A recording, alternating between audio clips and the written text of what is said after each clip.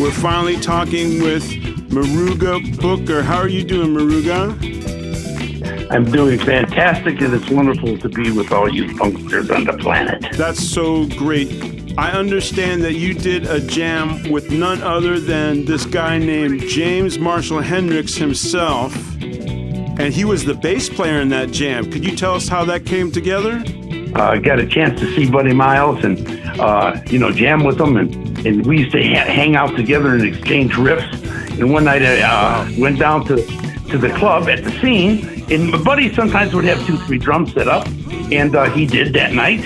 And he was on one set. Mitch Mitchell was on the other set, you see. And there was another empty set. So I just hopped on and started playing with Mitch and Buddy. And at the end of that jam, I hear this voice go, "Hey, man." And I look around, he says, "Yeah, you." Well, it sounded like I was listening to the Jimi Hendrix record. My heart started fluttering, and I looked over, and there was Jimmy sitting with a blonde and a brunette. He says, "Come here, man." Wow. So I came there, and he says, "Hey, I liked your playing. What are you doing? I don't have my axe today, but I'd come down tomorrow if you'd come and we could jam." I said, "Absolutely, I'd be honored to do so."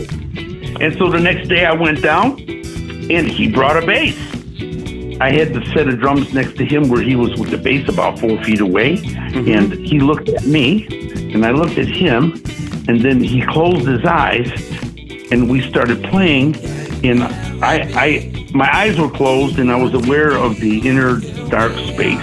So I wasn't there until I came back, and all of a sudden I became aware of my head space, and then I became aware of the electrical currents going down my arm and my hands playing the cymbals and ending the song.